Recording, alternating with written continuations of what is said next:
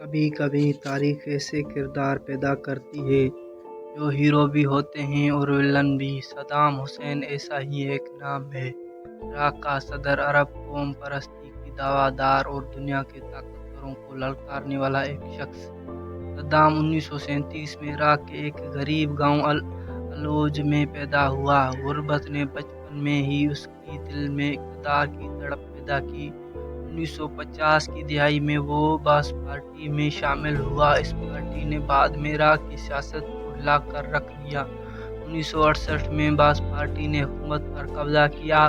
Saddam نائب صدر بنا، لیکن اصلی طاقت اسی کے ہاتھ میں تھی۔ دھیرے دھیرے اس نے اپنی مخالفین کو ختم کیا، یا تو قتل کرایا یا جلا وطن، اور یوں 1979 میں صدام عراق کا صدر بن بیٹھا۔ صدر بنتے ہی اس نے ٹی وی پر ایک ڈرامائی تقریر کی جس میں درجنوں لیڈروں کو عوام کے سامنے غدار قرار دے کر گرفتار کرایا۔ عراق میں خوف کا ماحول بن چکا تھا اور صدام اس خوف کا مالک تھا۔ 1980 میں صدام نے ایران پر حملہ کیا۔ 8 سال جنگ میں لاکھوں لوگ مارے گئے، مگر صدام کو صرف طاقت چاہیے تھی۔ امریکہ اور دوسرے مغربی ممالک نے اسے جنگ میں خاموشی سے سہارا دیا کیونکہ دشمن ایران تھا۔ لیکن 1990 میں صدام نے بڑی غلطی کی۔ اس نے کویت پر قبضہ کر لیا۔ دنیا کے سپر پاور اس پر برس پڑے۔ امریکہ نے گلف وار کے ذریعے اسے کویت سے نکال کر باہر کیا، مگر صدام بچ گیا اور اقتدار میں بھی قائم رہا۔ 90 کی دہائی میں عراق پر سخت پابندیاں لگ گئیں۔ عوام بھوکے مر رہے تھے، لیکن صدام کے محلات میں عیش و عشرت جاری تھی۔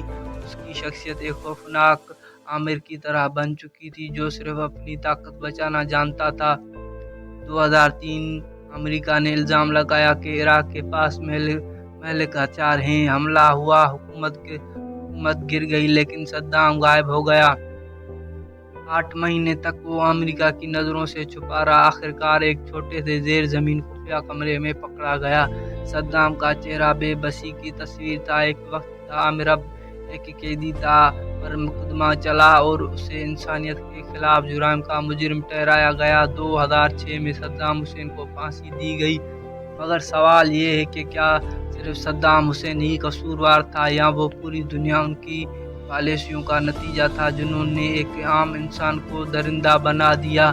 امریکہ، مغرب، عرب ممالک، سب نے کسی نہ کسی وقت اسے سہارا دیا تھا۔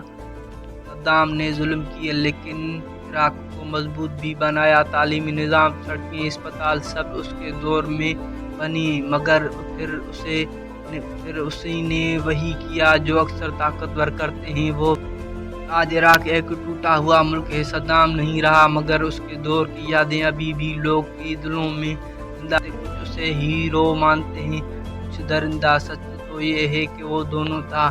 یہ کہانی صرف ایک شخص کی نہیں بلکہ اس دنیا کی ہے جہاں طاقت کے پیچھے دوڑ انسانیت کو روند دیتی ہے، جہاں حکمران اپنی عوام کو صرف نمبر سمجھتے ہیں اور تخت بچانے کے لیے خون کی ندیاں بہا دیتے ہیں۔